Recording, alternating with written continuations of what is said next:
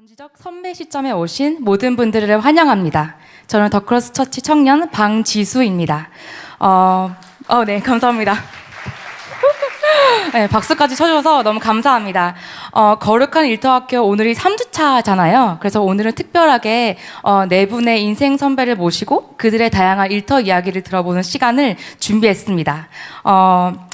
들어보시면 아시겠지만 한 분 한 분의 스토리가 굉장히 달라요.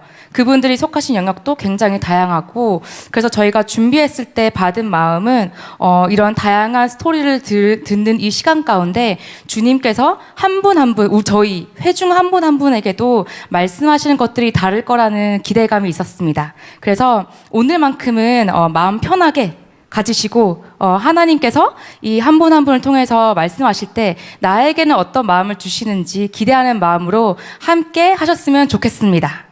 그러면 더 지체하지 않고 첫 번째 강사분 소개시켜 드리도록 하겠습니다. 현재 서울시청에 근무하고 계신 정왕진 집사님이십니다. 집사님께서는 공무원으로 부르신 현장에서 어떻게 주님께서 그 일터를 섬김의 자리로 또 그 일터에서 하나님과 동행하고 계신지 나눠주실 텐데, 올라오실 때 뜨거운 박수로 맞이하면 좋겠습니다. 네, 올라와 주세요.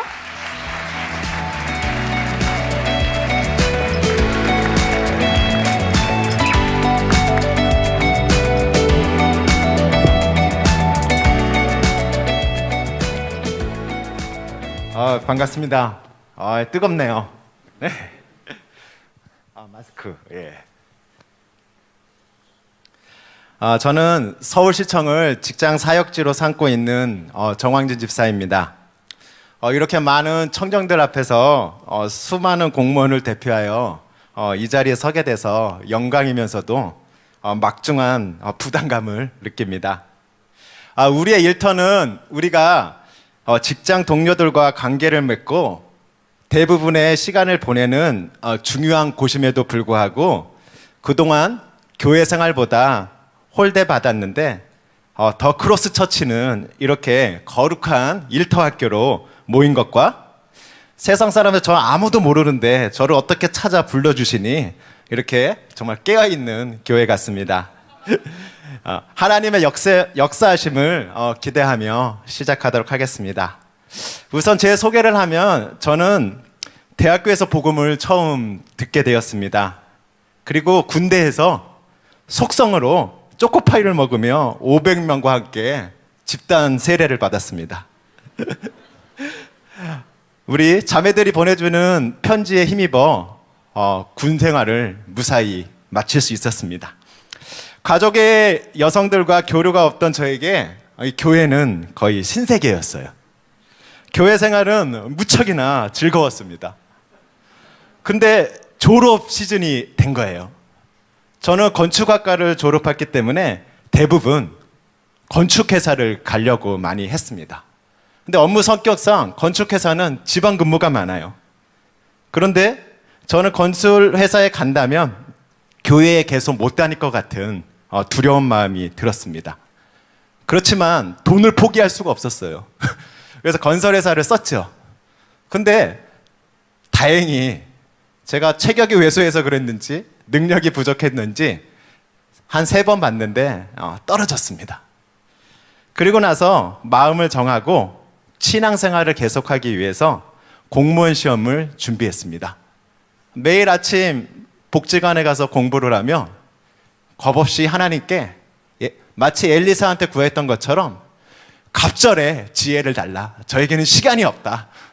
그렇게 기도하면서 공부했던 기억이 납니다.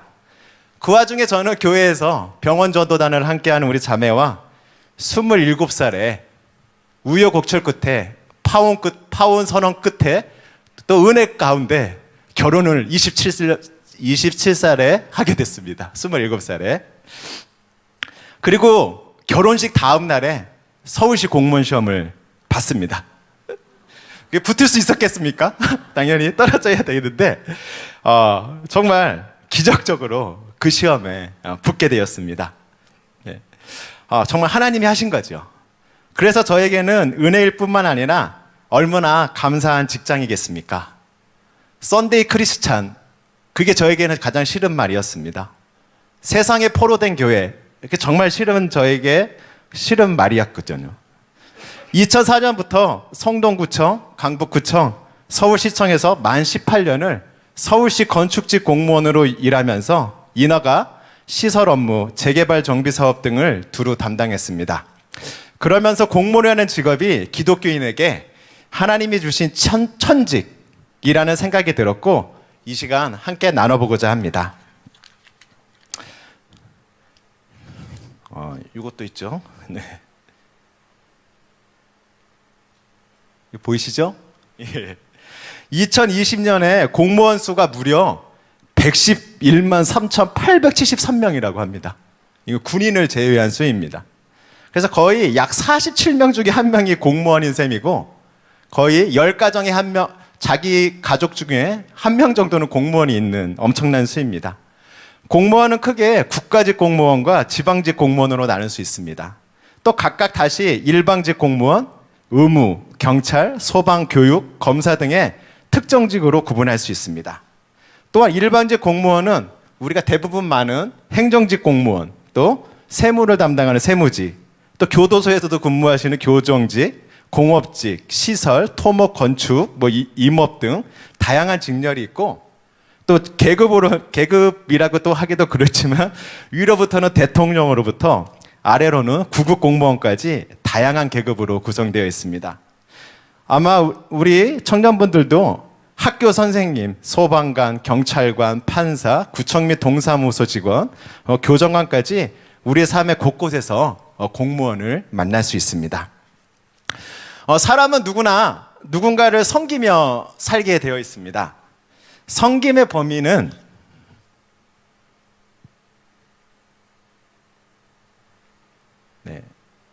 넘어갔네요. 예. 섬김의 범위는 나한테만 섬길 수도 있고요. 또 거기서 조금 더 커지면 가정까지도 섬길 수 있습니다. 또 더 조금씩 크면 지금처럼 이렇게 교회를 위해서 우리의 젊음을 바칠 수도 있겠죠. 그리고 더 커지면 나라와 민족, 또 궁극적으로는 우리가 하나님의 나라를 섬기는 것들을 목표로 하게 됩니다. 그런데 공무원은 나라와 국민을 위해 일하는 사람으로 섬김의 범위가 굉장히 상위에 있습니다. 대부분의 사람들은 나와 가정을 위해서 죽도록 일합니다. 저도 공무원 생활을 하면서 자신만의 안락한 삶을 살 때 가끔 하나님께서 이 전쟁이 나는 꿈을 꾸게 해주셨습니다. 비록 꿈이긴 하지만 전쟁이 나니 제가 이루어놓은 안락한 삶이 아무 소용이 없음을 깨닫고 회개하곤 했습니다. 옛적에 우리 믿음의 선배들은 나라를 위해서 밤새 기도했고 뜨겁게 기도했는데 지금은 우리의 안위에만 걱정일 뿐 그렇지 못하는 것 같아 아쉬운 마음이 듭니다. 만일 우리가 지금 대한제국의 일제강점기 하에 있거나 현재 전쟁 중인 우크라이나에 있다면 우리가 얼마나 기도하겠습니까? 하지만 이런 위급한 상황일 때보다 평소에 우리가 평안할 때 기도를 해야 되는 것 같습니다. 공무원은 국가와 국민을 섬기다 보니 아무래도 국가와 국민을 위해 기도할 기회가 많은 것 같습니다. 예, 구청에 근무하면요 비가 오면은 호출을 받아요. 호우주의보가 걸리면. 그리고 눈이 많이 대설주의가 내리면 또 대기를 합니다. 예, 그래서 저절로 하나님 이번에 태풍은 무사히 지나가게 해주세요. 예, 눈이 너무 많이 와서 교통이 마비되지 않도록 해주세요. 저절로 기도가 나옵니다. 저는 습관이 있는데요. 출근하면 업무 시작 전에 왕 같은 제사장 신분을 이용해서 시민의 안전과 시청의 하나님 나라가 임하고 주님이 주시는 지혜로 맡겨진 일들을 잘 감당하고 서울시에서 만드는 정책들이 하나님의 뜻에 부합하기를 기도합니다. 이 얼마나 놀라운 특권입니까? 공무원이기 때문에 가능합니다. 또한 공무원은 자신의 회사의 일이 아닌 국가나 공공단체 일을 하는 사람들입니다. 우리가 앞에서 살펴보았듯이 공무원은 인허가 등의 행정과 또 의권 보류, 또 치안, 교육, 소방, 법률 등 우리의 실생활에 반드시 필요한 공무원의 결정에 따라 국민의 시민에게 이익을 줄 수도 있고 불이익을 줄 수 있는 영향력이 있는 직업입니다. 실제로 저도 건축 업무를 이렇게 담당하면서 주민들이 필요로 하는 어린이집, 공원, 화장실, 배드민턴장, 문화예술회관 등을 건립하며 시민들에게 편익을 제공하는 데 쓰임 받았습니다. 또한 반대로 동청사를 건립할 때 지하 주차장 진입로 회전 반경을 충분히 검토하지 못하여 차가 회전할 때 벽에 닿는 일이 종종 발생하여 불편을 초래하였고 의회에까지 가서 추궁을 당하기도 했습니다. 이렇게 영향력이 있는 좋은 영향력이든 나쁜 영향력이든 영향력을 줄 수 있는 삶을 공무원이기 때문에 또한 가능합니다. 또한 공무원은 돈을 버는 직업이 아니라 국민이 준 세금을 잘 써서 국민을 섬기는 직업입니다. 일반에서는 이윤 추구가 목적이기 때문에 돈을 벌어야 합니다. 남의 돈을 벌기가 얼마나 힘들고 또 그와 같은 경쟁은 또 얼마나 심합니까? 만일 실적이 예상보다 나오지 않는다면 그때의 스트레스는 말로 하기 힘들 것입니다. 그에 비하면 공무원은 정해진 예산을 가지고 가장 필요한 곳에, 가장 도움이 필요한 곳에 집행하고 잘 쓰고 또 섬기는 일이기 때문에 심리적으로 부담이 적으리라고 생각합니다. 또한 공무원은 영어로 시빌 서번트라고 합니다. 공적인 종이라고 번역할 수 있는데요. 하나만 넘기고.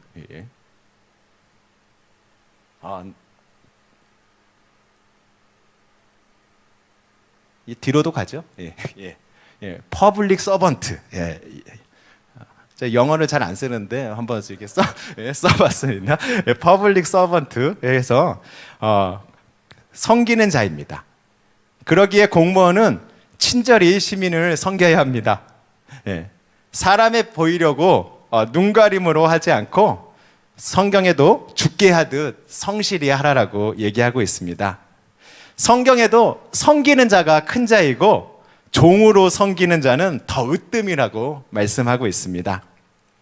평소에도 물론 열심히 일하지만 나라에 큰일이 일어날 때마다 즉 지금과 같은 코로나 방역, 경북울진 산불, 또 대통령 선거 때 저희 4시에 일어나서 출근을 합니다. 태풍, 강설시 많은 공무원들이 섬기고 있습니다. 그런데 가끔 시민들 중에 자기 요구대로 되지 않으면 욕설을 하고 정말 종처럼 하대하는 분들을 만나기도 합니다. 반복되는 레파토리는 너희들은 내가 내는 세금으로 먹고 살면서 일을 이따위밖에 못하냐 뭐 이런 얘기도 듣기도 하고요. 또 참다 못하고 저도 세금 내고 삽니다. 뭐 이런 얘기도 하며 때로는 주인인 국민에게 대들다 감사과에 가서 부친정 공무원으로 조사를 받기도 했습니다. 그런 일이 벌어지면 안 되겠죠. 그리고 어떤 경우에는 경찰서에 고발이 되어가지고 35년 만에 처음으로 경찰서에 가서 신문을 받은 사례도 있었습니다. 물론 무죄로 풀려났죠. 그럴 때마다 사람인지라 속상한 마음이 듭니다. 그렇지만 얼마나 안타까우면 저같이 힘도 없는 공무원에게 와서 저렇게 할까 그런 측은한 마음도 들기도 합니다. 공무원은 재직 기간 중은 막강한 권한을 법률에 의해서 위임받아 각종 인허가권, 단속권, 규제권 등의 업무를 담당하기도 합니다. 근무 기간에만 존재하는 거죠. 은퇴하면 그 권한이 없어지는 거죠. 그러므로 정확한 법률 검토 및 적용해야 하고 공명정대하게 일 처리를 해야 하며 권한을 남용하여 갑질을 하거나 아니면 업무상 불이익을 추구하지 않는 등 돈의 유혹을 또 뿌리쳐야 합니다. 저는 입사한 지 2개월 만에 얼마 안 된 시점에서 실수로 이 재개발 구역 내에서 단독주택을 철거하고 이 다세대 주택을 신축하는 건축 허가를 내주었습니다. 허가 제한이 되었는데도 말이죠. 재개발 시 단독주택은 조합원이 한 명으로 계산이 됩니다. 근데 제가 다세대 주택 8세대를 이렇게 내주는 바람에 갑자기 조합원이 8명이 돼버린 거예요. 예. 그래서 건축주에게는 그때 한 6억 상당의 이익이, 거의 한 15년 전인데요. 6억 상당의 이익을 발생하였고, 이 조합에는 6억의 손실을 끼쳐 저에게 구상권이 청구될 수 있는 이 대형 사고였습니다. 허가가 잘못 나간 사실을 알고 저는 팀장님과 함께 건축주를 찾아가 자초지경을 얘기하고, 이제 2개월밖에 안 된 신입 공무원의 인생이 달렸다. 예. 예. 제발 허가를 취소 신청을 좀 해달라 요청했고, 건축주는 생각하겠다고 했고, 건축주는 고민 끝에 수억 원의 부당 이익을 포기하고 제 인생을 살렸던 엄청난 아찔한 기억이 있습니다. 예. 그 법률 검토를 잘 하셔야 됩니다. 또한 공사 감독하던 시절 추석을 맞아 떡값이라며 돈을 건네와, 예, 제가 그걸 거부했는데도 계속 왜 그러냐고, 그럴 수도 있다고 그러면서, 예, 해서 말을 못 알아듣길래 그 돈을 던지고 나왔던 기억이 있습니다. 그러고 나서 거리를 걷고 있는데 옆에서 차가 서더니 한 3명이 내리는 거예요. 그러더니 갑자기 제 양 어깨를, 제 팔을 딱 잡는 거예요. 그때 서울시 감사과에서 이렇게 나왔던 거였죠. 아마 그때 제가 그 돈을 망설이고, 요셉이 보디발의 아내처럼 유혹했을 때 제가 한번 여기서 잠시 한번 생각해 볼게요, 아마 그랬으면은 아마 그때 저는 여기 자리 아마 쓰지 못했을 겁니다. 공무원들은 이 돈의 유혹을 조심하셔야 됩니다. 그리고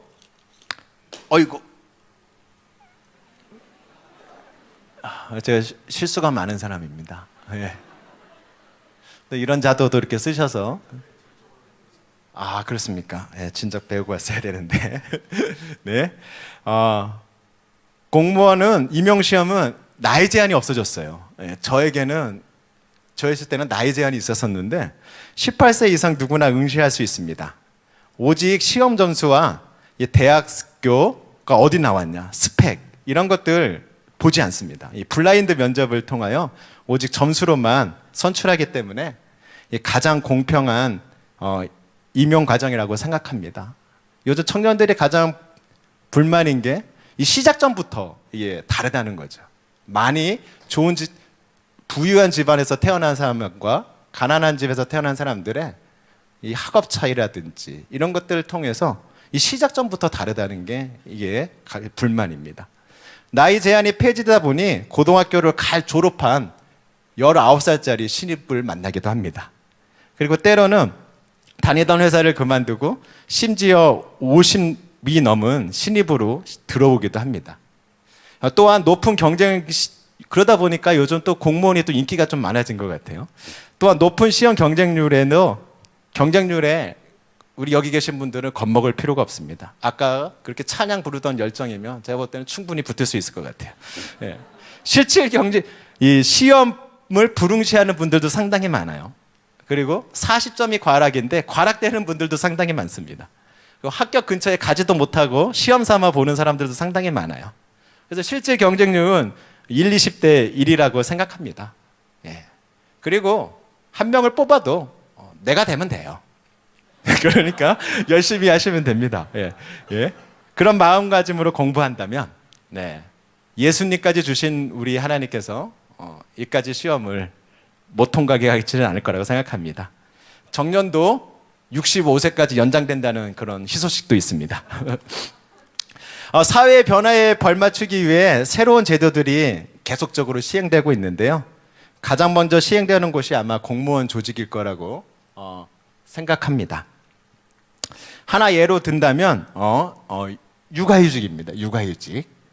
정면을 보고 이렇게. 네. 나왔죠. 육아휴직. 예, 육아휴직.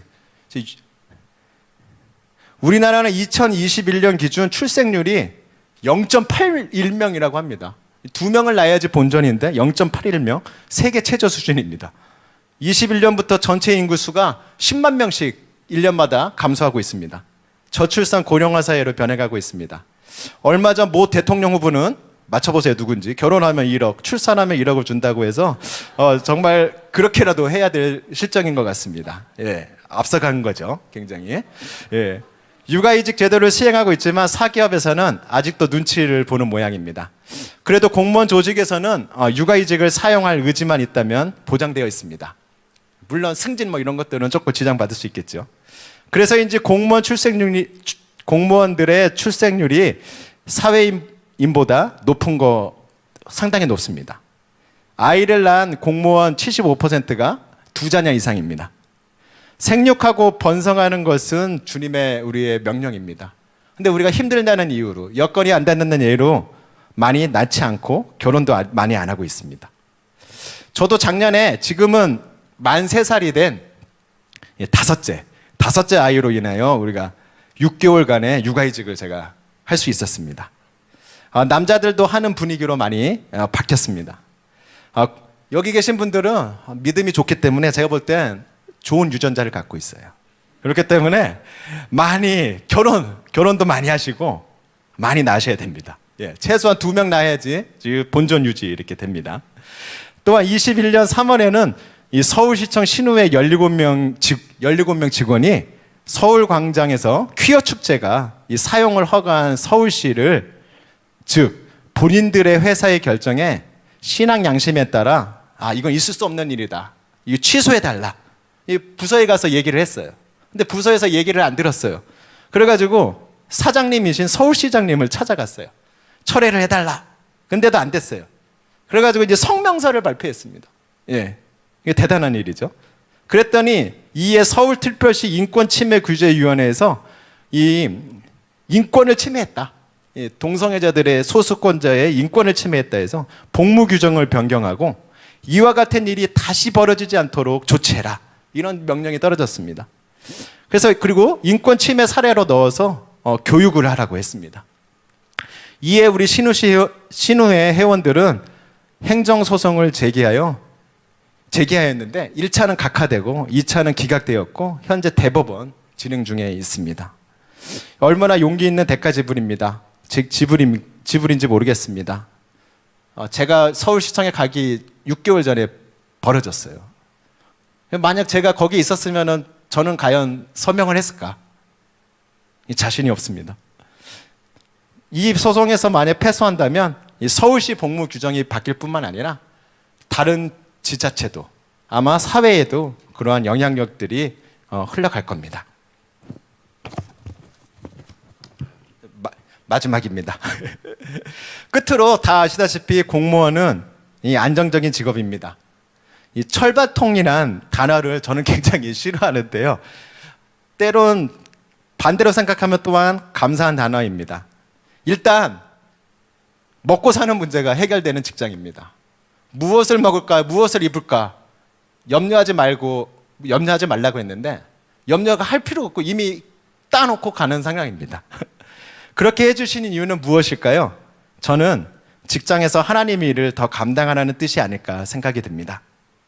직장인은 하루에 24시간 중 8시간은 잠을 자고 2시간은 밥을 먹고 2시간은 이동하는 데 시간을 쓰고 기타 3시간은 TV 등을 보고 가장 많은 시간을 9시간 이상은 직장에서 동료들과 함께 일하며 시간을 보냅니다. 한 달에 22일을 일한다면 1년이면 264일, 30년이면 약 3,000일을 직장에서 보내는데 직장을 그저 나의 생계 수단으로만 치부하고 지내겠습니까? 아니면 하나님이 보낸 사역지로 알고 하나님의 사역자, 제자로서 국가와 국민을 위해 일하고 직장에 하나님 나라가 임하길 구하며 복음을 전하고 또 양육하는 거룩한 일터로 삼으시겠습니까?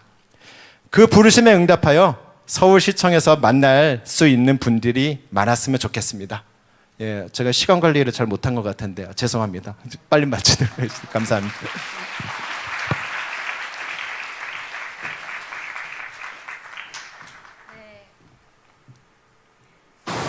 감사합니다. 네, 공무원 스토리를 듣는데 이렇게 말아마실 줄 몰랐어요. 이렇게 웃으면서 말씀하시는데 막 굉장히 매운맛이었습니다. 너무 잘 들었고요.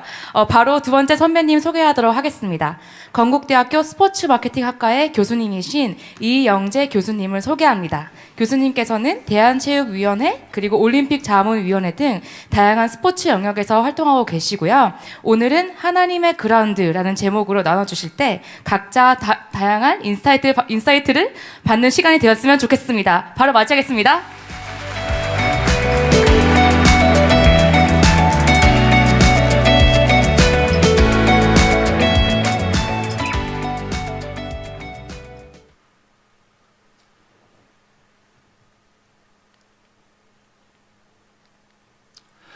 네, 여러분 반갑습니다.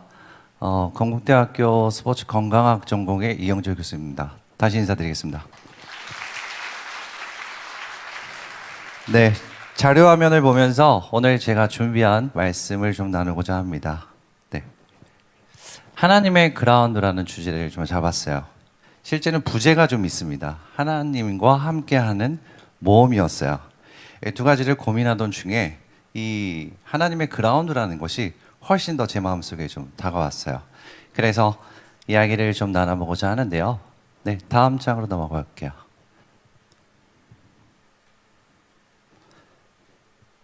여러분들은 스포츠를 좋아하시나요?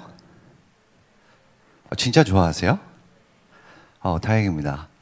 실제로 저는 어릴 적부터 스포츠를 했어요. 그래서 자연스럽게 저에게 있어서 스포츠는 그냥 당연히 내가 해야 하는 일, 그리고 앞으로 해야 하는 일, 이렇게 생각을 했었습니다. 근데 스포츠를 실제로 살펴보면 굉장한 힘을 가지고 있어요. 네, 다음 장으로 좀 볼게요. 글로벌 마켓에 의한 조사에 의하면 전 세계 스포츠 산업의 시장 규모는 7천억 달러입니다. 그리고 전 세계 GDP의 한 1% 정도 차지하고 있는데 이건 실제로 굉장히 보수적으로 본 금액이에요. 실제로는 전 세계 GDP의 실무 경제의 한 3% 정도 좀 차지하고 있어요. 국내 시장은 어떠냐면 대한민국이 1,300조가 한 해 움직이는 돈이에요. 근데 그 중에서 스포츠에서 움직이는 돈이 무려 100조에서 움직이고 있어요. 그래서 우리 실제 삶에는 스포츠가 굉장히 많이 경제로도 들어와 있다는 것을 알아볼 수 있어요. 네, 다음 장으로 보면요. 스포츠는 참 재밌게도 4년을 기준으로 해서 한 번씩 퀀텀 점프를 합니다. 그래서 우리가 보통 보면 얼마 전에도 TV를 보면서 굉장히 많이 응원을 했어요. 그래서 동계올림픽이라든지 아니면 하계올림픽 아니면은 월드컵 대회 이러한 대회들을 통해서 실은 한 번씩 이렇게 도약을 해요. 그래서 스포츠 산업을 가만히 연구하는 저와 같은 사람은 실은 스포츠는 엄청난 가능성을 가지고 있는 좋은 시장이에요. 그리고 굉장히 유망한 분야이기도 하고 그리고 매년 국내에서도 빠르게 성장하고 있기 때문에 국가적 지원도 굉장히 많아요. 제가 여러분들이 공무원 말고 스포츠 분야를 하라고 말씀드리는 건 아닙니다. 앞서 말씀 주신 우리 공무원도 굉장히 좋아요. 그러나 스포츠도 좋아요. 스포츠는 재밌게도 굉장히 특별한 특징을 좀 가지고 있어요. 네. 패스트 컬처럴이라고 표현하는 표현인데 전 세계적으로 어떤 지역에서 하나의 스포츠가 바이럴이 되면 전 세계적으로 굉장히 빠르게 확산하는 효과가 있어요. 우리 전 세계 인구가 80억 정도라고 합니다. 근데 올림픽 같은 경우에는 같은 시간대에 전 세계 인구의 30억 명이 같은 영상을 봐요. 같은 컨텐츠를 보고. 실은 이런 힘을 가지고 있는 거는 스포츠가 거의 유일하다고 해도 과언이 아니에요. 그래서 실제로 보면 스포츠가 가지고 있는 사회 문화적인 힘은 굉장하다고 볼 수 있어요. 그런데 스포츠는 비단 좋은 것만 있는 것은 아닙니다. 실제로 보면 경쟁이 굉장히 치열한 시장이고 그리고 기본적으로 이기고 지고에 대한 게임의 룰이 정해져 있어요. 그래서 반드시 이기는 사람, 승자와 패자가 나타나기 시작합니다. 그러다 보니까 기본적인 산업 구조가 굉장히 생존 중심적이고 그리고 냉혹한 특징을 좀 가지고 있어요. 그래서 이러한 스포츠 시장에서 저는 지난 20년간 약 일을 해왔습니다. 제가 처음부터 학교에서 학생들을 가르쳤던 것은 아니에요. 저는 딜로이트라는 글로벌 그 회계 펌에서 스포츠 비즈니스 유닛을 맡는 이사를 재직을 했었는데 이곳에서 제가 주로 진행했던 프로젝트는 뭐 올림픽을 유치한다든지 한국을 대표해서 아니면 해외에서 중계권을 사서 국내에 KBS에 보낸다든지 아니면 해외에 있는 프로스포츠 구단의 국내 기업을 대표해서 스폰서십을 한다든지 주 비즈니스는 글로벌 스포츠 비즈니스 영역에서 일을 했었어요. 그래서 저 나름대로는 스포츠 분야 안에서는 괜찮은 마케터이자 또 기획자이자 또 경영자라고 스스로는 생각하고 있어요. 그러는 과정에서 건국대학교에서 지금 학생들을 가르치고 있는데 대한체육회에서 작년까지 마케팅 자문위원으로도 일을 했습니다. 그래서 우리나라 스포츠 산업 전반적인 부분에 대해서 실은 일을 하고 있다 이렇게 이해하시면 좋을 것 같아요. 지금 자료화면에 보이시는 것처럼 저는 일산에 있는 한소만 교회를 다니고 있어요. 그리고 제가 청년 때부터 실은 신앙생활, 믿음 생활이 굉장히 좋았던 것은 아니에요. 바로 뒤에 부분에 제가 말씀을 드리겠지만 어쨌든 저에게는 그 사랑하는 저희 아내와 아들이 있는데 저희 가족 얘기를 좀 말씀을 드리면 저희 아내의 이름이 한나예요. 이한나. 근데 저희 아들 이름은 사무엘이에요. 그러니까 성경에 한나가 기도로 낳은 사무엘. 그런데 기도로 낳았는데 우리 사무엘은 왜 그런지 모르겠어요. 어쨌든 너무 훌륭해요. 지금 너무 훌륭하게 잘 크고 있어요. 그래서 그리고 여담이지만 저는 저희 어머님이 교회를 다니시고 그리고 제가 교회를 다니는 두 번째 2대라고 표현하죠, 흔히. 그런데 저희 아내는 3대예요. 3대. 그래서 근데 저희 아들은 이제 4대잖아요. 그러니까 2, 3, 4예요. 그러니까 집 내에 신앙적 서열 수준이 이렇게 형성되어져 있어요. 저희 아들이 제일 높아요. 자기가 4대라고. 신앙의 뿌리가 깊다고 얘기를 하고 있는데 어쨌든 뭐 그런 가족들과 지내고 있습니다.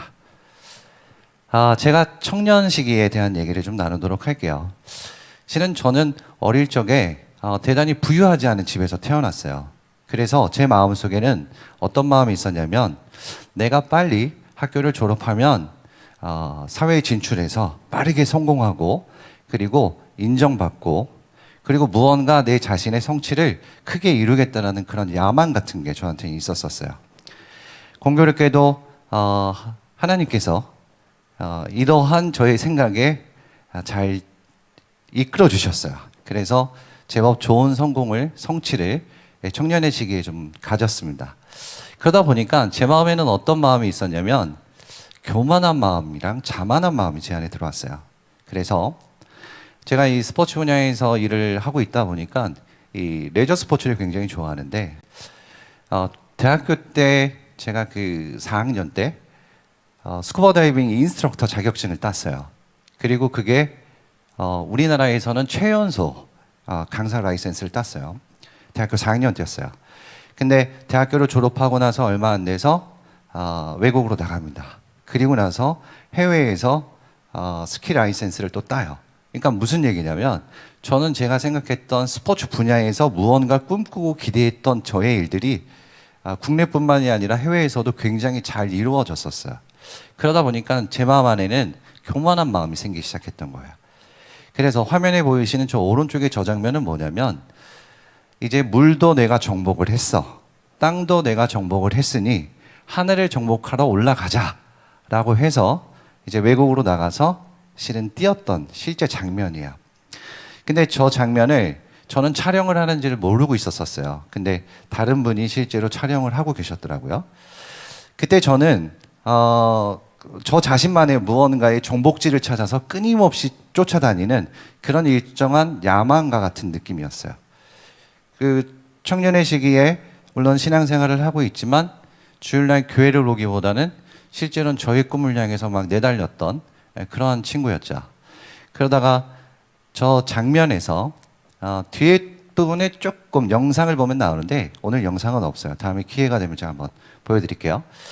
근데 저기서 새로운 경험, 재밌는 아주 흥미로운 경험을 합니다. 원래 이 스카이다이빙을 하면요, 비행기를 타다가 뛰어내려요. 그리고 뛰어내리고 난 다음에는 낙하산을 피기 전까지는 절대 바닥을 보지 말라고 해요. 왜냐하면 바닥을 보는 순간 겁을 먹거든요. 그래서 교육을 받을 때 그걸 끊임없이 교육을 많이 받는데, 그날따라 유독 바닥을 쳐다봤어요. 그러니까 땅을 본 거죠. 그 땅을 보는 순간 그 땅의 모습이 제가 알고 있었던 비행기를 그냥 여행 갈 때 타고 다니면서 봤던 창문에 보이는 땅의 모습과는 다른 모습이었어요. 일정한 그라운드의 모습이었어요. 호주의 넓은 벌판인데 그 벌판에 이러한 그라운드가 있어요. 실제로는 그라운드가 없어요. 근데 제 눈에는 그라운드가 보였던 거예요. 그리고 그 그라운드에는 제가 거기 있는 듯한 느낌이 들었어요. 그래서 다음 장으로 보시면 그 그라운드에 제가 혼자서 열심히 뛰고 있는 거예요. 아주 찰나의 순간의 순간이지만 그 모습이 왠지 외롭고 처량하고 무언가 방향을 정하지 않은 선수가 열심히 그라운드를 뛰고 있는 듯한 모습만 계속 보이는 거예요. 그것이 이제 한국으로 다시 들어오고 나서 제 머릿속에 계속 남게 됩니다. 그것이 하나님께 저에게 보여주셨던 일정한 모습이었던 것 같아요. 네, 다음 슬라이드 볼게요.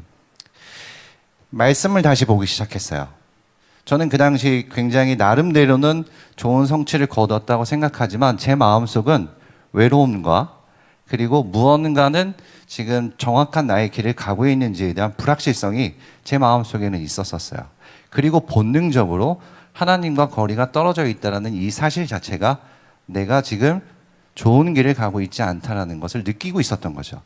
그러한 순간에 하나님께서는 저에게 잠깐의 찰나의 순간이지만 관점을 변화시키는 기회를 주셨던 거고, 그 기회가 저에게는 감사하게도 다시 말씀을 읽게 되는 계기로 이어지게 되었어요.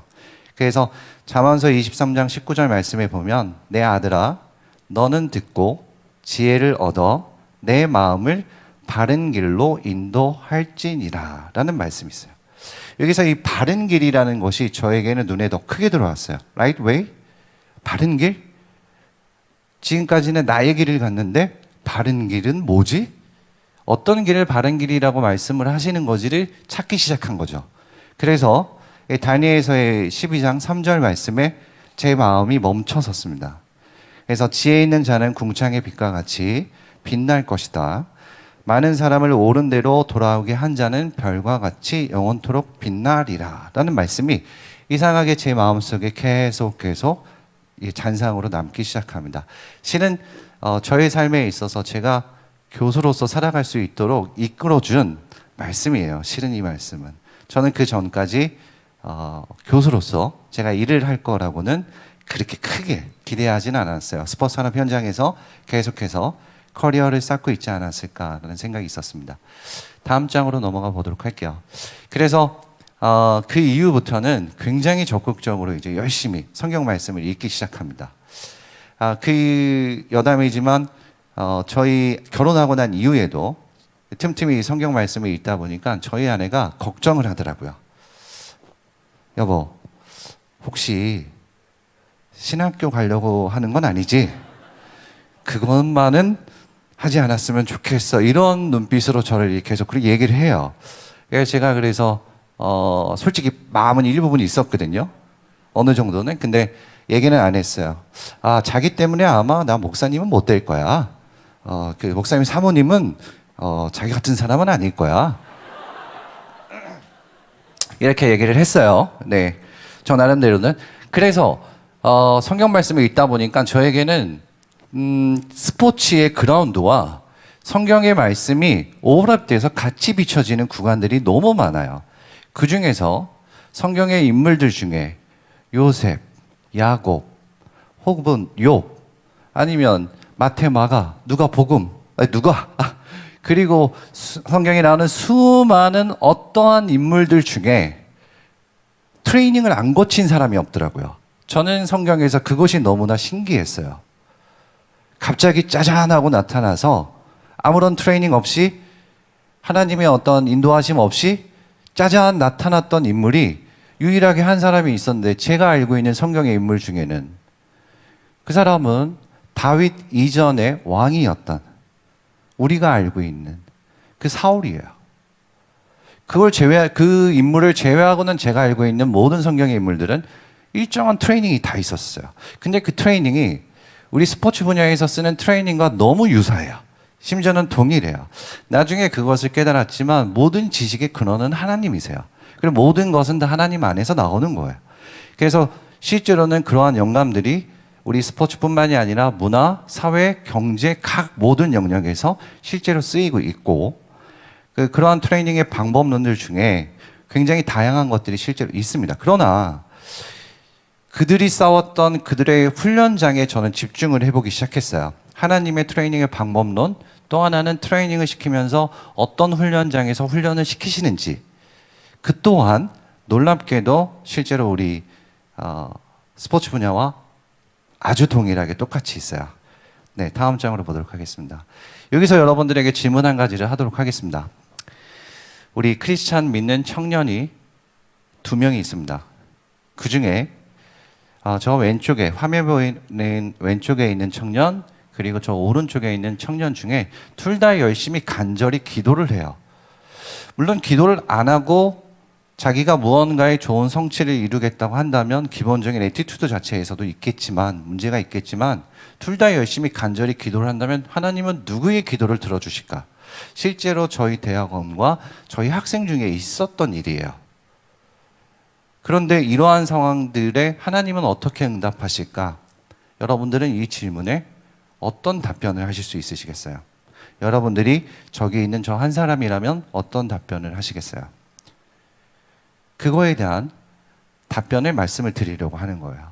하나님은 저 상황에서 어떠한 결정을 내리실까?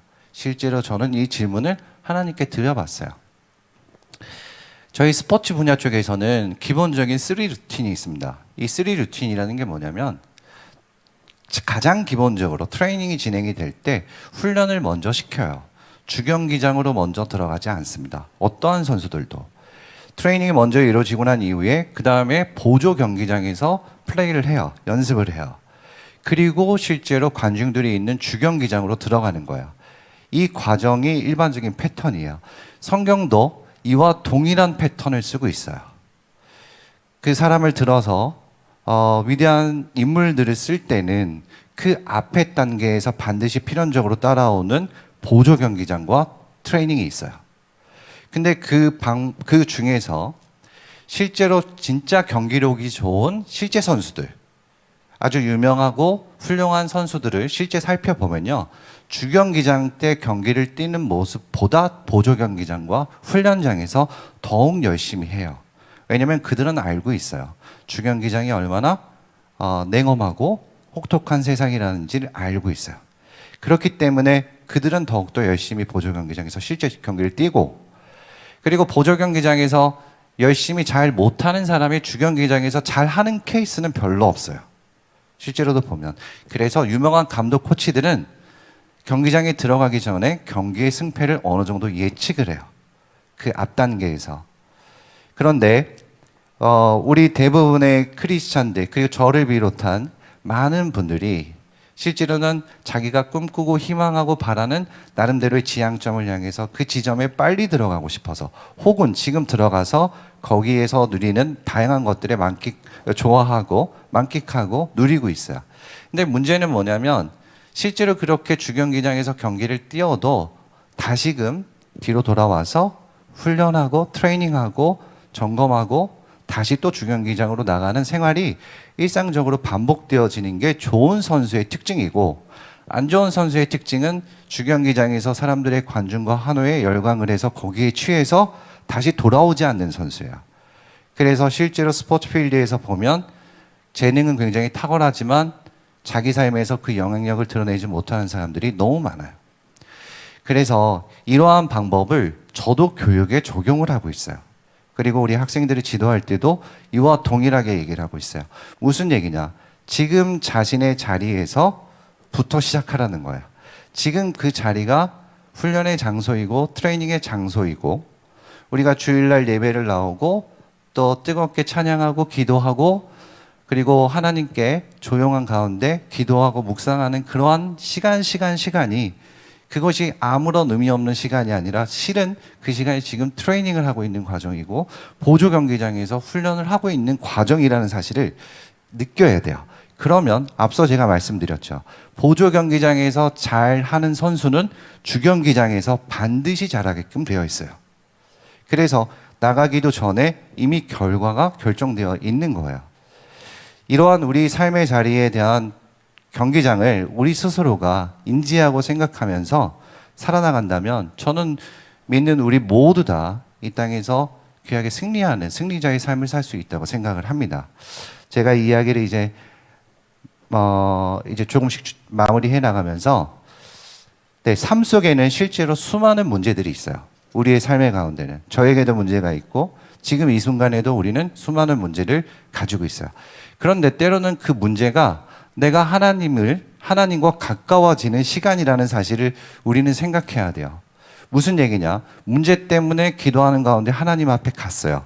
그런데 그 문제가 어느덧 사라지고 하나님과 나만 있어요. 실제로는 우리 문제 때문에 그 문제만 보였지만 그 문제가 사라지는 순간 그 순간에 하나님과 나만 존재하는 이 둘의 관계가 이루어진다는 거죠. 이러한 게 원팀이에요. 한 팀이 되는 거야. 그래서 그냥 자기만의 능력으로 삶을 살아나가는 사람, 자기만의 능력으로 자기 삶을 이끌어 나가는 크리스찬, 하나님과 함께 동행하면서 한 팀이 되어서 경기장에 나가는 크리스찬의 경기적 수준은 레벨은 압도적으로 달라요. 기본적으로. 그것이 기본적인 차원의 다른 차원으로 이끌어 나가기 때문에 그래요. 그래서 여러분들과 함께 말씀을 좀 나누고 오늘 저의 이야기를 마무리 짓고자 합니다. 이사야서 43장 1절에서 5절 말씀인데요. 제가 좋아하는 말씀이기도 하고 오늘 저를 부르신 하나님의 뜻이겠다라는 마음으로 말씀을 좀 준비해 봤어요. 여기서 1절에 야고바를 자신의 이름으로 한번 바꿔보자고요. 여러분들의 이름으로 바꿔서 1절과 3절은 여러분들이 읽으시고 2절과 4절은 제가 읽고 다 같이 5절로 마무리하도록 하겠습니다. 자, 시작. 1절.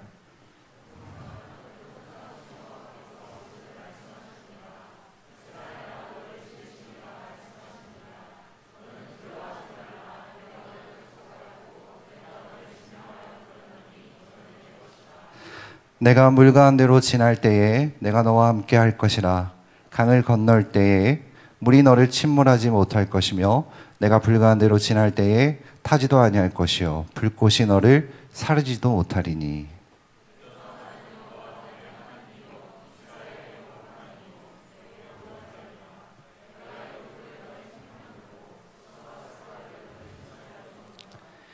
내가 내 눈에 보배롭고 존귀하며 내가 너를 사랑하였은즉 내가 내 대신 사람들을 내어주며 백성들이 내 생명을 대신하리니. 다 같이 두려워하지 말라. 내가 너와 함께하리라. 네, 이것으로서 제 이야기를 마치도록 하겠습니다. 감사합니다.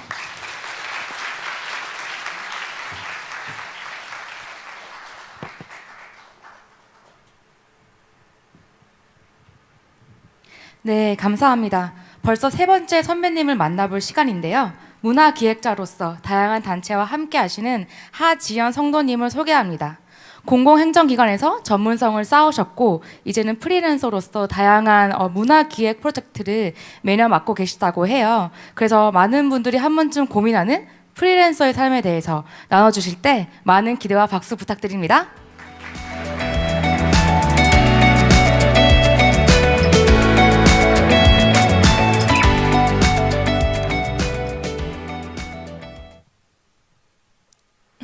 네, 안녕하세요. 거룩한 일터학교에서 프리랜서의 삶을 나누게 된 하지연입니다. 저는 현재 프리랜서 문화기획자로 일한 지 5년 차 되었고요. 문화예술 행정과 기획 업무를 하고 있습니다. 그리고 함께 한국기독교사에서 행정간사로 섬기고 있습니다. 하나님이 저를 어떻게 이끌어 오셨는지 지금부터 이야기를 나누려고 합니다.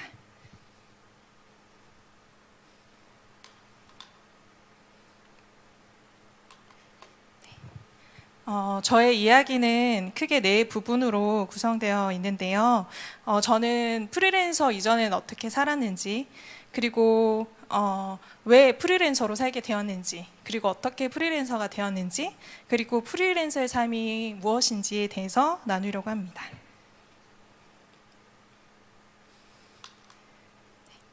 네, 저는 그 프리랜서가 되기 전에 그 9년 동안 직장 생활을 했는데요.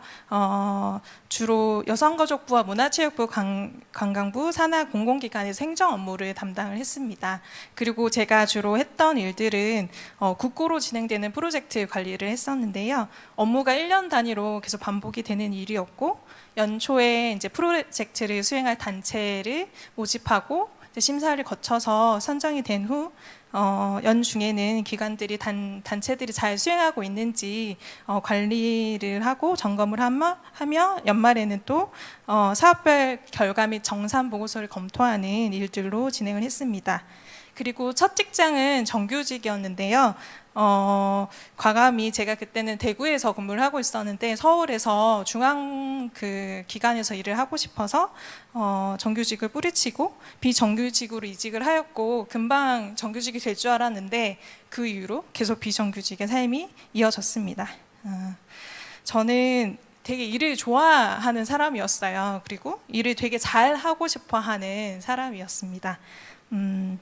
그래서 그리고 일을 많이 하는데 별로 두려움이 없었던 것 같아요. 그래서 누가 시키지 않아도 야근과 주말 출근을 했었고, 그래서 그만큼 상사와 동료들에게 굉장히 인정받고 싶어 했던 사람이었습니다.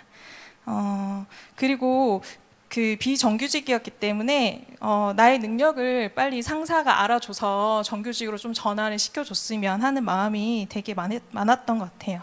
그리고 동료들에게도 일 잘하고 성격 좋은 그런 좋은 동료가 되길 원했습니다. 그래서 저의 그 사회생활 10년 차쯤 됐을 때 저의 모습을 제가 생각해 보면 유능하고 인격적인 중간 관리자가 되는 게 저의 1차적인 목표였어요.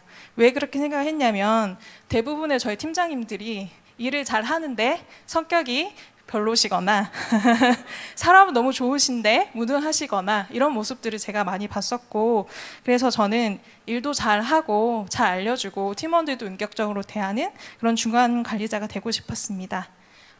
그리고 저는 그 제가 힘이 들 때는 항상 그 문화예술을 통해서 좀 에너지를 얻곤 했었는데요. 20대 때부터 이제 좀 스트레스를 받거나 삶이 무료해질 때는 뭐 영화를 보거나 공연, 전시 등에서 에너지를 얻었고, 사진 동호회 활동 같은 거를 하면서 좀 새로운 사람들을 만나고 새로운 에너지를 많이 얻었었던 것 같습니다. 그리고 이제 여행도 참 좋아했었는데요. 저는 이제 그 일을 하다가 일을 하기 싫어지면 이제 여행 계획을 계속 세웠어요. 그래서 뭐 숙소나 맛집 검색하는 거를 너무 좋아했고, 또 그 시간과 동선을 촘촘하게 계획을 해서 그 계획표를 짜는 것이 저한테 너무나 큰 즐거움이었습니다. 그래서 저랑 함께 여행을 가는 사람은 그냥 리액션만 해주면 되는, 굉장히 여행 같이 다니는 게 좋은 사람이었었고요. 근데 그게 저에게 전혀 이제 스트레스가 아니라 저의 즐거움 중에 하나였습니다. 그래서 저는 저의 전문성이 어느 정도 쌓이고 직장도 안정되면 워라밸을 유지하면서 한 1년에 한두 번 정도 해외여행을 다니는 그런 삶을 살고 싶었습니다. 그렇게 저는 이제 일을 좋아하는 사람이었는데, 그렇기 때문에 저는, 그리고 저의 주위 사람 모두는 제가 평생 직장을 다닐 거라고 생각을 했었고, 저도 그렇게 생각을 했습니다. 하지만 하나님은 저를 다른 길로 인도하셨습니다. 그런 제가 왜 프리랜서가 되었을까요? 프리랜서로 되기 전에 먼저 퇴사부터 해야 되겠죠. 그럼 제가 왜 퇴사를 하게 되었는지 좀 나누고자 합니다. 첫 번째는 불안한 비정규직의 삶이 저를 굉장히 지치게 했습니다. 나는 언제쯤 안정된 직장에서 근무를 할 수 있을까라는 생각이 들었고, 일을 잘 하다가도 갑자기 제가 맡은 사업이 국회 예산이 전액 삭감이 되면서 없어지는 경우도 있었고, 제가 여성가족부와 문체부 그 분야를 넘나들면서 일을 했기 때문에 경력이 굉장히 애매하게 쌓이고 있었습니다. 그리고 제가 생각하는 만큼, 제가 열심히 하는 만큼 충분히 직장 상사에게 인정받지 못하다고 생각을 하고 있었습니다. 그래서 제가 빨리 그 능력을 보여야 정규직 전환이 될 텐데, 그게 잘 되지 않아서 점점 조급한 마음이 들었고, 그래서 나의 장점보다는 단점을 보완하는 데 급급했던 삶을 살았습니다. 그러다가 이제 30대에 접어들면서 이러다 영영 정규직이 될 수 없을 수도 있겠다. 그런 불안감이 쌓여 있었고, 그런 불안감이 저를 굉장히 지치게 했습니다.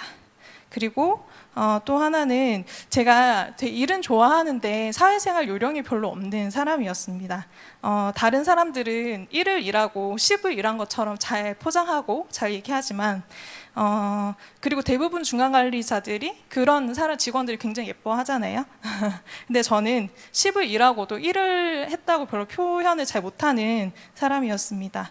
그리고 상사에게 먼저 다가가기보다는 굉장히 어려워했었고, 또 술을 마시지 않다 보니 회식 자리도 너무 불편했습니다. 저의 마지막 직장이 굉장히 술을 권하는 직장 문화가 만연한 직장이었는데, 점심시간에도 반주는 기본이고, 그 모든 직장 그 상사와 함께하는 식사 자리에는 술을 마셔야 하는 그런 곳이었습니다. 그리고 또 술을 잘 마시고 분위기를 잘 띄우는 직원이 유능하다고 평가받는 곳이었습니다. 제가 비록 술을 마시지 않아도 그 분위기를 잘 살리고 잘 어울리는 센스가 필요했는데 저는 그런 능력이 없었고, 회식 자리만 가면 몸이 굳고 표정이 안 좋아지는 그런 상황에 있었습니다. 그러다 보니 저는 일은 내가 더 많이 하는데 인정은 다른 사람이 받는 것 같았고, 직장 동료와의 관계도 조금씩 삐걱대기 시작했습니다. 그럴수록 저는 나는 나의 업무로 일로 증명을 해야지 생각을 했었고, 더 많은 업무를 진행을 했었고, 그럴수록 스트레스를 받으며 야근을 계속하다 보니 번아웃이 오게 되었습니다. 그리고 결국 건강에 이상이 생겼습니다. 저는 원래 출근하기 전에 1시간씩 한강을 뛰었고, 그 지하철 계단을 그냥 뛰어서 그냥 올라가던 그런 체력을 가지고 있었는데, 어느 날 제가 지하철역에서 회사로 올라가려고 계단 앞에 섰는데 다리가 너무 무거워서 한 걸음도 올라가지 못하겠더라고요. 그리고 식습관이 크게 달라지지 않았음에도 불구하고 하루에 1kg씩 찌고 한 2달에 한 15kg가 쪄서 그냥 좀 피곤하고 내가 좀 운동을 많이 못했나 보다 이렇게 생각하고, 이제 바쁘니까 병원도 잘 못 가고 했다가 한 5달 뒤에 병원에 가니까 갑상선 기능 저하라는 그 병을 진단을 받았습니다. 그래서 그 에너지가 원래 10이었다면 1에서 2 정도로 떨어졌고, 굉장히 좀 그 몸과 마음이 지친 상황에서 계속 일을 진행했습니다. 그리고 제가 2016년도 말에 결혼을 하게 되었는데, 남편 직장이 대전이다 보니까 이제 신혼집도 대전에 마련했고, 결혼 초에 주말 부부 생활을 이어갔습니다. 그 남편과 제가 연애 기간이 한 1년 정도로 별로 길지 않았는데, 그 신혼 초에 계속 떨어져 있다 보니까 서로 좀 많이 힘들어지는 상황들이 있더라고요. 그래서 남편은 제가 건강도 안 좋아지고 우리도 지금 힘이 들고 하니까 직장을 그만두니까 어떻겠냐고 저에게 제안을 했습니다. 근데 그럼에도 불구하고 저는 직장을 그만두는 것이 너무 두려웠습니다. 지금도 애매한 커리어가 중단되면 어떡하나. 그리고 30대 중반에 그 서울이 아닌 다른 지방에서 사원 경험만 계속 있는 내가 지금 잠시 쉬더라도 다시 취업할 수 있을까? 라는 고민에 빠져들었습니다. 이렇게 힘들었던 제가 또 어떻게 프리랜서가 되었을까요? 근데 그 과정에는 하나님의 돕는 손길이 있었습니다. 이렇게 직장 생활에 어려움을 겪던 중에 저는 지금 여러분이 그 진행하시는 일터 학교와 비슷한 직장 멘토링이라는 프로그램에 참여하게 되었습니다. 그곳에서 또 많은 사람들이랑 교류도 하고 이런 강의도 듣고 하면서 열심히 활동을 했는데, 이제 저는 저의 특성은 또 어디 모임에 가서는 항상 열심히 하고 그곳에서 뭐 주최한 행사가 있으면 잘 섬기는 그런 사람이었는데, 그 모습을 보시고 그 강사님 중에 한 분이 저를 굉장히 예쁘게 보셨습니다. 그리고 그 강사님이 저의 멘토가 되셨는데, 제가 결혼하고 이런저런 고민을 하던 중에 그 멘토님을 만나서 이러이러한 고민이 있다라고 얘기를 하니, 멘토님이 어떤 기독교사 단체에서 행정간사를 찾고 있는데 그것을 해보는 게 어떠냐고 제안을 해주셨습니다. 사례는 예전 연봉의 절반이 되지 않고 그런 금액이었지만 업무가 많지 않고 사무실에 출근하지 않고 집에서 일을 할 수 있다. 그리고 무엇보다 전국 단위의 모임이기 때문에 오프라인 모임이 있으면 대전에서 모인다. 대전으로 내려가는 너에게 너무 잘 맞는 일인 것 같다라고 추천을 해주셔서 저는 자녀 계획도 있고 또 어찌됐든 이력서에 내가 쓸 수 있는 경력이 생기고 또 이전보다는 조금 더 편하게 일을 할 수 있지 않을까라는 생각이 들어서 뭐 육아휴직 간다고 생각하지 뭐 하면서 그 행정간사로 일을 하게 되었습니다. 아마 멘토님이 이런 그 일자리를 제안하지 않았다면 저는 직장을 그만두기 굉장히 힘들었을 것 같습니다. 그렇게 행정간사로 1년쯤 섬기다 보니 제가 10년 동안 매일매일 출근을 했는데 출근을 하지 않고 집에서 일을 하고 시간이 많다 보니 슬슬 다시 직장으로 복귀하고 싶은 마음이 들었습니다. 집에 혼자 있는 시간이 많아지니 우울하고 무력감이 많이 들었고 또 내가 아직 자녀가 없는 상태에서 이렇게 오래 쉬면 영영 내가 나의 영역으로 복귀할 수 없지 않을까라는 생각이 저를 사로잡았습니다. 그래서 이제 행정간사 업무를 병행하면서 2개월간의 단기 파견직으로 근무를 하게 되었습니다. 처음 2, 3주는 오랜만에 출근을 하니까 너무 좋더라고요. 근데 한 달이 지난 후에 몸에 이상이 다시 생겼습니다. 대상포진 직전까지 갔고 그래서 저는 아직 나의 몸은 충분히 회복되지 않았구나. 나는 어쩌면 영영 9시부터 6시까지 하는 일을 할 수 없겠구나라고 생각을 하면서 2개월간의 근무를 마치고 그렇지만 나는 나의 여태까지 쌓았던 커리어를 계속 이어가고 싶다라는 생각을 했습니다. 그러고 한 5개월이 지난 후 저의 그 마지막 직장에서 같이 근무를 했던 그 친구도 이직을 했던 직장 후배가 저에게 연락이 왔습니다. 연락이 와서 선배님 지금 뭐 하시냐고 혹시 일할 생각 있으시냐고 저에게 물어왔습니다. 자기의 친구 중에 연극단체를 운영하고 있는 친구가 있는데 그 국고 프로젝트가 선정이 됐으나 기획이랑 행정 업무를 할 사람이 없어서 지금 찾고 있는데 제가 같이 했으면 좋겠다고 제안을 해줬습니다. 저는 사실 그 일은 저에게 너무나 쉬운 일이었습니다. 왜냐하면 저는 그런 프로젝트를 전체 관리하는 업무를 10년 동안 해왔기 때문에 업무는 제가 충분히 할 수 있는 일이었고 그래서 집에서 놀면 뭐하나 그거 해봐야겠다 생각을 해서 2018년도에 그 한 개의 프로젝트를 같이 했습니다.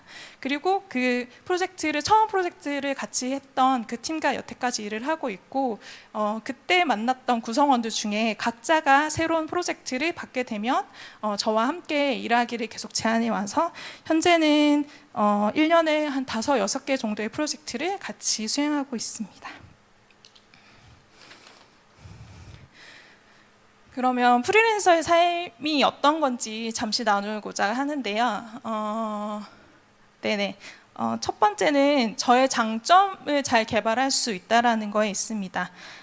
나의 주 업무에 내가 잘하는 일에 집중을 할 수 있고 나의 업무 외에 주어지는 불필요한 업무를 하지 않아도 되고 그리고 일의 양도 제가 조절을 할 수 있고 그리고 일을 하면서 겪었던 불필요한 관계는 제가 다음에 프로젝트를 같이 안 하는 방법으로 적절하게 끊어낼 수 있었습니다. 그리고 시간과 공간의 자유로움이 있는데요. 이거는 제가 일하는 시간이 꼭 출근을 해서 9시부터 6시까지 정해진 게 아니라 어떤 날은 오전에 2시간 일하고 어떤 날은 오후에 3시간 일하고 그리고 1년의 시간 사용함에 있어서도 그 일정에 따라 제가 조율을 할 수 있기 때문에 아침에 운동을 갈 수 있고 또 뭐 오후에 영어 수업을 들을 수 있는 등 시간 관리를 제가 잘 할 수 있는 장점이 있습니다. 그리고 늘 그 단체 사람들을 만나서 일하는 것이 아니라 업무가 있거나 회의가 있으면 만날 수 있기 때문에 제가 대전에 있지만 서울에 있는 단체들이랑 일할 수 있고 제가 일하는 공간도 집이나 직장이 아닌 제가 제주도에 가서 한 달 동안 살고 싶다면 그곳에서 일을 할 수가 있고 또 해외에 나가서도 업무와 이제 여행을 같이 할 수 있는 그런 점이 있습니다. 그리고 생각의 범위가 굉장히 넓어진다는 건데요. 다양한 사람들을 만나고 나의 업무나 환경에 매몰되지 않고 넓은 범위에서 볼 수 있게 되었습니다. 하지만 단점도 분명히 존재하는데요. 그 첫 번째는 그 책임이 온전히 나의 몫이라는 거에 있습니다. 제가 뭐 아파서 일을 못할 상황이라도 대신 해줄 사람이 없고 업무가 막힐 때 누구에게 물어볼 사람이 없었습니다. 그리고 나를 힘들게 하는 상사나 신경 쓰이게 하는 사람도 없지만 내가 힘들 때 같이 일을 나누고 또 탕비실에 가서 커피 한잔 할 수 있는 동료도 없다는 거 있습니다. 그래서 힘든 전화나 어려운 업무가 끝난 후에 굉장히 외로움이 밀려옵니다. 그리고 그때마다 오는 부정적인 감정도 제가 해결해야 합니다. 또 집에서 주로 일하고 사람들을 많이 만나지 않다 보니 감정의 환기가 굉장히 어려운 부분이 있습니다. 그리고 수입이 불안정한 부분도 분명히 있습니다. 프리랜서의 5년 동안 수입이 예전의 연봉의 90% 정도가 되지만 그게 월마다 고정적으로 들어오지 않고 연초에는 거의 수입이 없고 연말에 한 번에 들어오기 때문에 굉장히 불안정합니다. 그리고 매 초마다 올해 프로젝트는 몇 건이나 선정될지에 따라서 저희 1년 동안의 수입이 결정되기도 합니다. 그리고 실업급여나 육아휴직 같은 복지도 누리지 못합니다. 하지만 저는 제 프리랜서 삶, 특히 여성 프리랜서로 살면서 오는 가장 큰 장점 중에 하나가 계속 일할 수 있다는 거라고 생각을 합니다. 그 직장을 같이 다녔던 저의 친구들, 유능한 직장 동료들이 물론 육아휴직을 갔지만 그 후로 필드로 돌아오지 못하고 2, 3년 동안 아이를 키우며 좀 아이가 자라고 나서 다시 복귀를 하고 싶지만 일의 기회가 주어지지 않아서 굉장히 힘들어하는 모습들을 많이 봤는데 프리랜서 일을 하면 일의 양을 조절할 수 있기 때문에 임신과 육아 중에서도 가늘고 길게 커리어를 유지할 수 있습니다. 그래서 저의 꿈 중에 하나는 제가 충분히 정착되고 안정이 된 후에 저희 유능했던 직장 동료들과 함께 스타트업을 해서 같이 일하고 싶은 비전이 있습니다. 그래서 제가 저의 삶을 통해서 거룩한 일터학교에 참여하는 청년들에게 이야기하고 싶은 부분은 첫 번째는 내가 잘하는 일과 좋아하는 분야를 구분하는 거에 있습니다. 저는 문화를 좋아했지만 전공자는 아니었고 일하고 싶었지만 방법을 잘 몰랐습니다. 하지만 하나님은 제가 잘하는 기획과 행정 업무를 통해서 문화 영역의 일을 하게 해주셨습니다. 그리고 문화라는 분야에도 다양한 업무가 있습니다. 예술을 실현하는 배우도 있고 판을 짜는 그리고 글을 쓰는 연출도 있고 그리고 무대나 조명을 조율하는 기술적인 파트의 분야도 있고 제가 하는 기획과 재정을 관리하는 행정 영역도 있습니다. 그래서 내가 어떤 일을 잘 하는지 그리고 어떤 환경에서 일이 잘 되는지 내가 어떤 분야에 흥미가 있는지 잘 알아보고 내가 원하는 분야에서 내가 잘 하는 일을 하는 게 가장 베스트라고 생각이 듭니다. 그리고 두 번째는 나의 단점보다 장점에 집중을 하는 것입니다. 저는 저의 경력은 문화와 여성가족을 넘나드는 너무 애매했지만 국고 프로젝트 관리를 오래 했기 때문에 수행단체와 행정을 처리하는 것은 저에게 너무나 쉬운 일이었습니다. 그리고 문화예술 영역에서 이런 행정 업무를 할 수 있는 사람이 굉장히 적습니다. 그래서 하나님은 제가 단점이라고 생각했던 부분을 장점 그리고 그것을 장점으로 활용하셔서 저를 계속 사용하고 계십니다. 그래서 나의 장점과 단점을 잘 파악하고 장점과 그에 맞는 전문성을 기르고 그 후에 단점을 보완하면 좋을 것 같습니다. 그리고 세 번째는 실수와 실패에 함몰되지 않는 것인데요. 저는 아직도 매일 실수하고 매우 때로는 불안정합니다. 세금 신고를 잘 못할 때도 있고 전화를 끊고 이렇게 말하지 말 걸 이렇게 후회하는 일들도 합니다. 하지만 저는 행복합니다. 어디에서 일할 수 있고 나의 건강을 잘 돌볼 수 있고 그렇기 때문에 이전보다 저는 더 행복한 삶을 살고 있습니다.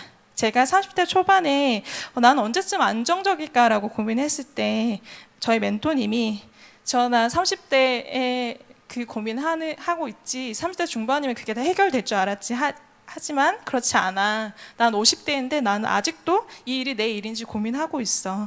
그 하나님 나라에 갈 때까지 너가 생각하는 그런 완전한 안정은 주어지지 않을 수도 있어. 하지만 우리의 삶은 아직 결론 나지 않았어 라고 얘기를 해주셨습니다. 우리나라에서 요구하는 굉장히 평균적인 삶이 있습니다. 이 나이대 되면 안정적인 직장에서 일을 하고 결혼도 하고 자녀가 있어야 하고, 그리고 그 나이대에 그런 삶을 살지 못하면 굉장히 어려움에 빠지게 됩니다. 저는 40대 초반이고 자녀도 없고 제가 원했던 중간관리자가 되지 않았고 돈도 많이 못 벌고 있지만 그럼에도 저는 행복합니다. 그리고 주님이 저를 인도하심을 매일매일 경험하고 있습니다. 그래서 제가 여러분에게 꼭 전하고 싶은 말은 하나님이 각자를 그리고 우리를 사랑하신다는 것입니다. 하나님은 내가 잘할 때, 내가 뭘 잘할 때만 사랑하는 것이 아니라 내가 무엇을 잘못하면 그것을 잘못하기를 기다렸던 나의 경쟁자가 아니라 나의 전부를 사랑하시고 사용하신다는 겁니다. 그리고 나를 가장 잘 아는 주님은 나를 언제나 가장 좋은 길로 인도하십니다. 그래서 우리는 나의 자리에서 최선을 다하고 주님을 믿고 그리고 나의 길을, 내 손을 주님께 맡기면 주님이 인도하신다는 것을 알고 있습니다. 순간순간은 힘들더라도 일터에서 내 삶에서 전적으로 나를 이끄시는 주님을 경험하는 여러분이 되시길 바랍니다. 감사합니다.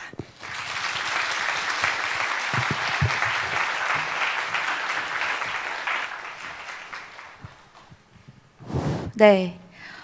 벌써 전지적 선배 시점에 마지막을 장식하실 네 번째 선배님을 모시도록 하겠습니다. 스타트업 블루엔트의 김성현 대표님이십니다. 대표님께서는 컨설팅 펌, LG전자, 삼성 등에서 누구나 부러워할 커리어를 가지고 계시다가 새로운 꿈을 가지고 스타트업을 시작하셨다고 하셨습니다. 많은 얘기와 다양한 경험이 있으시겠지만 오늘 나눠주실 주제는 바로 실패자, 인생에서 내가 실패자로 느껴질 때라는 주제로 이야기를 나눠주신다고 하는데 벌써 흥미롭죠? 그럼 마지막 스토리까지 잘 경청해 주시길 바라겠습니다. 올라올 때 박수로 맞이해 주세요.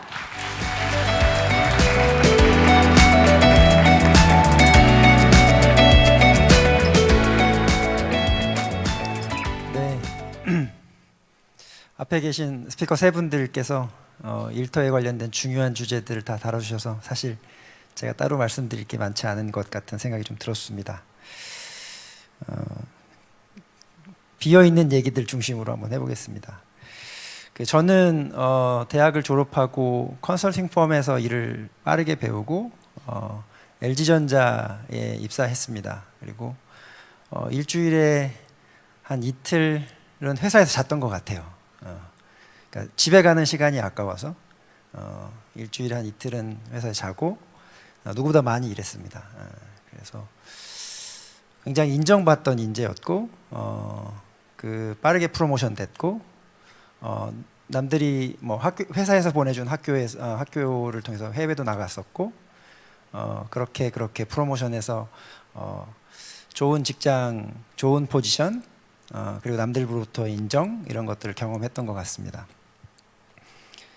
근데 어느 날 퇴근하는데 퇴근해서 집에 딱 들어가는데 횡단보도 앞에 딱 서 있는데 이런 생각이 문득 들었어요. 그래서 이렇게 주일날 교회 잘 가서 예배 잘 드리고 그리고 이제 LG전자는 망할 일이 없을 거라는 생각이 있었거든요. 그래서 LG전자 망하지 않을 거야. 그리고 내가 잘릴 일도 별로 없어. 이 생각을 가지고 있었고 그래서 그냥 적당하게 생활하면 되겠다. 큰 리스크가 없다 나의 인생은. 이렇게 생각하고 있었는데 그 생각을 하나님이 보신 것 같아요. 갑자기 잘 다니던 회사를 때려치고 이제 삼성에 가보겠다는 생각을 했습니다. 많은 기득권을 포기하고 근데 제가 삼성으로 이직하기 바로 그 결정한 게 2014년 11월이었는데 제가 2014년 12월, 그러니까 2015년 1월에 미국 주재원 전략 담당 주재원으로 나가게 되어 있었거든요. 근데 LG전자의 뉴저지 법인의 전략 담당 주재원은 LG전자 임원이 되는 서클 안에 들어가는 케이스예요.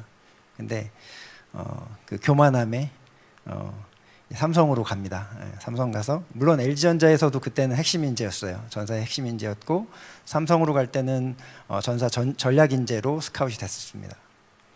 근데 가서도 별로 이렇게 마음에 안 들었어요. 하는 일들이. 예. 그리고 그때 그 생각을 계속 흔들고 계시다는 그걸 나중에 알게 됐죠. 그래서 삼성에 가서 삼성의 사업기획실에 그러니까 수석 컨설턴트로 가서 사업기획을 하다가 돈을 좀 벌어봐야 되겠다라는 생각으로 사업을 시작했습니다.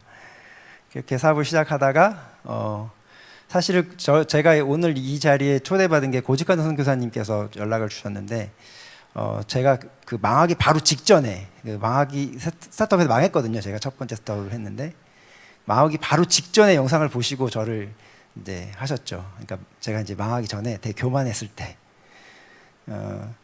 그렇게 그 스타트업을 시작을 해서 사업을 시작을 했는데 제가 LG를 출발해서 삼성을 거쳐서 스타트업을 할 때까지 저는 굉장히 사실은 속된 말로 재수없던 사람이었어요. 왜냐하면 일을 굉장히 많이 하기도 했고 일을 잘하기도 했고 인정받고 있었던 사람이었습니다. 그래서 일하지 못하는 사람, 능력 없는 사람에 대한 그 깔보험이 좀 있었어요. 그래서 같이 일하고 나면 일은 잘 끝나는데 주변 사람들의 마음에 다 스크래치를 내는 거죠. 예. 그리고 그때의 저 모습을 생각하면 너무 창피하고 부끄럽고 그렇습니다. 예. 그런 시간들을 보내고 제가 사업을 시작을 했는데 잘 될 줄 알았어요. 그리고 저는 성공할 줄 알았어요. 근데 잘 안 되더라고요. 저는 LG가 아니었고 저는 삼성이 아니고 한 사람의 개인이었을 뿐이더라고요. 그래서 어느 날 아침에 이제 제가 하는 사업을 점점점 사업이 제가 생각했던 대로 되지 않고 어렵게 흘러가고 있었을 때 아침에 이제 지하철 출근하려고 이제 지하철을 계단을 내려가고 있는데 그 구걸하시는 분이 이렇게 저를 쳐다보고 계신 거예요. 눈이 마주쳤어요. 근데 그분이 그 저를 바라보는 이런 눈빛, 당신이 나한테 5,000원짜리 하나 주면 내가 하루 끼니를 해결할 수 있잖아. 이런 눈빛을 저한테 막 보내시는 거예요. 근데 그 눈빛이 제가 그 당시 하나님을 한테 보내고 있는 눈빛 같았어요. 하나님, 돈도 많으시고 전능하신데 왜 저를 안 도와주십니까? 한 번만 도와주시면 제가 이 어려움을 해결할 수 있는데 왜 안 도와주시는 거예요? 그 원망 섞인 마음이 있었습니다. 그래서 제가 그분한테 다가가서 제 지갑에 있는 돈을 다 꺼내서 그분한테 드리고 하나님한테 제가 긍휼함을 얻고 싶은 마음이 있었습니다. 근데 하나님 안 도와주시더라고요. 그리고 쫄딱 망했습니다. 쫄딱 망하고 삶을 다 정리하고 그 해외로 나가야 되나 이런 고민들을 하고 있었을 때 중요한 계기가 하나 있었습니다. 그거는 제가 마지막 망하게 되어지는 그 사업을 할 당시에 저하고 굉장히 친하게 지냈던, 어렸을 때부터 저랑 친하게 지냈던 한 교회 형제가 사실 저희 회사에 다니고 있었어요. 그 형제는 우리가 모두 한 번쯤은 우리가 가거나 아니면 우리 아이들이 가기를 원하는 그런 명문 학교를 졸업하고 굉장히 수재였어요. 근데 그 친구를 제가 저희 회사에 취업을 하고 입사를 시키고 같이 일을 하는데 예전에 제가 갖고 있었던 그 저의 생각, 시각들 그것들을 가지고 그 친구를 보기 시작하는 거예요. 무능해, 일하지 못해, 부지런하지 못해. 그래서 그 친구를 결국 한 1년 반 만에 제가 잘랐습니다. 그리고 관계가 안 좋아졌죠. 주일날 가면 맨날 봐야 되는데 그렇게 1년 정도 저는 저의 사업이 내리막을 걷고 그 친구는 그때의 저의 모습, 그러니까 교회에서 바라봤던 자기가 친했던 선배, 친했던 형, 교회에서의 집사님 그런 모습들로 저를 바라봤는데 일터에서 제가 다른 모습으로 있었던 거죠. 그래서 1년 반 정도 제가 사업을 정리하는 즈음 들어갔었을 때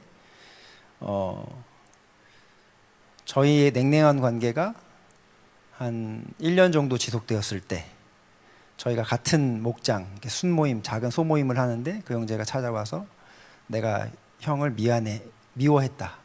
나를 미워했던 나의 마음을 용서해달라라고 고백을 했어요. 그때 제가 이제 그때도 정신머리 못 차리고 또 교만했었습니다. 그래가지고 제가 그 형제를 끌어안고 그래 나는 너가 다시 나를 찾아오길 기다리고 있었어 그랬더니 그 형제가 저한테 나는 형의 그런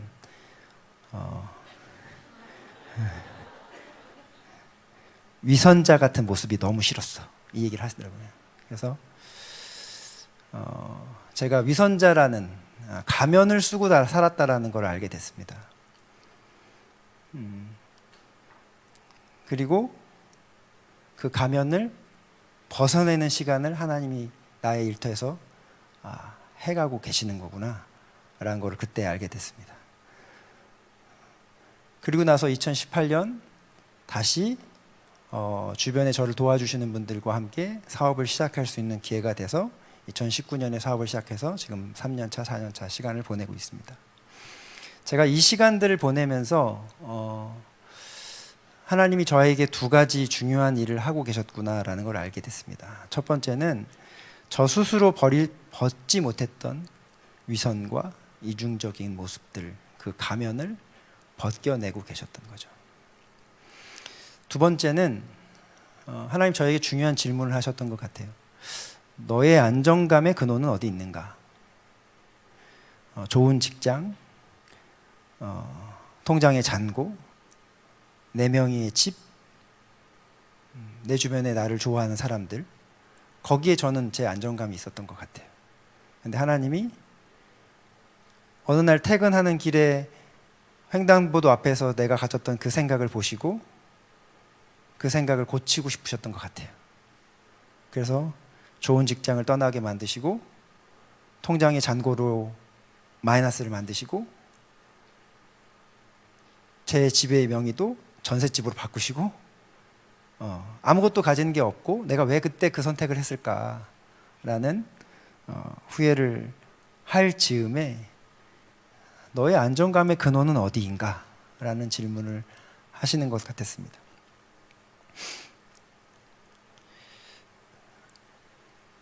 그 이후에 다윗의 시편의 23편의 고백이 내가 살아가는 삶의 음침한 골짜기가 사망의 골짜기가 늘 우리 앞에 있는 거구나.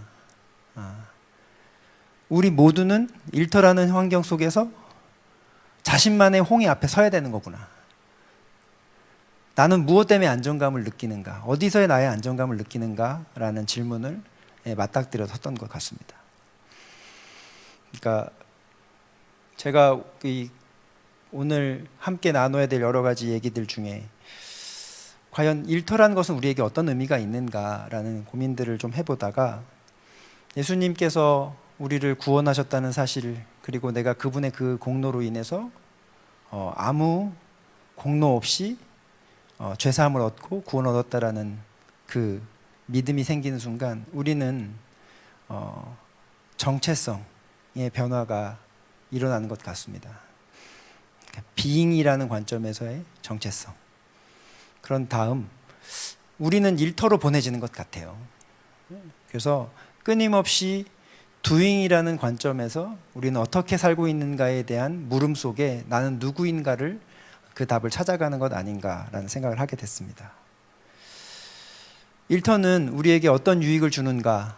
저는 내가 얼마나 형편없는 인간인가, 그럼에도 불구하고 나에게 다시 해보라라고 다시 그 하나님과 교제하기에 합당한 사람으로 하나님이 우리를 성장시켜 가시는 그런 곳이 아닌가라는 생각을 해봤습니다. 굉장히 무능하고 실력 없지만 우리는 좋은, 아까 우리 이영재 교수님 말씀하셨던 것처럼 너무 좋은 코치를 갖고 있어요. 우리가 어제 중요한 경기에서 자살골 넣었지만 다시 다음날 우리 새로운 경기에 투입시켜 주시는 코치가 우리 하나님 아니신가. 근데 저희는 저의 옛날의 모습은 대가리 받고 어제 넣었던 자살골 때문에 교회에 와서 괴로워했던 것 같아요. 오늘 우리에게 새로운 게임이 시작됐는데, 오늘 내가 뛰어야 될 게임이 있는데 어제의 자책골 때문에 교회 와서 눈물 흘리고 있었지는 않았나 이런 생각을 해보았습니다. 무릎팍이 깨져야 우리는 일어설 수 있고 코가 깨져야 우리 달려갈 수 있잖아요. 일터에서 경험하게 되는 수많은 일들 속에 하나님은 그 일이 잘 되는 것보다 내가 어떤 사람이 되어가고 있는지 더 많은 관심을 갖고 계시는 것 같아요. 실패하게 되고 성공하지 못하고 거기서 오는 열등감과 사람으로부터 오는 거절감이 두렵고 떨리죠. 저는 오늘 아침에 예배를 듣고 오늘 저희 마지막 패배송이 살아계신 주 걱정 근심 하나 없네. 제가 그렇게 손을 들고 하면 찬양을 인도하시는데 속으로 뻥입니다 그랬어요. 왜냐하면 저는 오늘도 근심 걱정이 있거든요. 쫄리거든요. 하지만 내 하나님이 안정감이 되시기 때문에 내가 거기 달려갑니다. 쫄리지만 달려갑니다. 주님. 그게 저희 회사의 매출이 늘어나기 때문에 제가 안 쫄리는 게 아니라 우리 회사가 제공하는 서비스에 사람들이 열광하는 것 때문에 안 쫄리는 게 아니라 주님이 내 주님이시기 때문에 걱정도 있고 근심도 있지만 주님 제가 오늘도 주님을 안정감 삼아서 갑니다. 그리고 제가 회사에 가면 또 가면 쓸 텐데 그 가면 좀 벗겨주세요. 그런 인생에 저는 트레이닝의 시간을 보내고 있는 것 같아요. 제가 완성된 사람도 아니고 뭔가를 이루은 사람도 아니지만 저는 일터에서 요즘 제 가면을 벗는 훈련과 내 안정감을 다시 계속적으로 주님한테 나의 안정감이 주님에게 있는가를 물어보는 일터 학교에 다니고 있는 것 같습니다. 여러분 한 분 한 분마다 아마 여러분의 인생 학교에서 여러분의 일터에서 여러분들이 각자 하나님과의 어떤 그 수업을 하고 계시는 것 같아요. 제가 다 할 수는 없지만 아마 그 과정들 속에서 하나님께서 여러분들에게 여러분들이 성장해 가고 여러분들이 맞춰야 될 그 학업이라는 것들이 있으실 것 같습니다. 그것이 자존감을 이겨서는 문제일 수도 있고 저같이 이중적인 가면을 벗어야 되는 문제일 수도 있고 안정감의 문제일 수도 있고 성실의 문제일 수도 있고 저 다 할 수 없지만 그 수업에 진지하고 열정적으로 가셨으면 좋겠습니다. 그러면 하나님께서 부르심에 후회함이 없으시다고 말씀하셨고 우리 안에 착한 일을 행하신 그분은 그 일을 주님 오실 때까지 쉬지 않겠다고 하셨으니까 우리가 그 약속 믿고 좌충우돌하면서 갔으면 좋겠습니다. 감사합니다.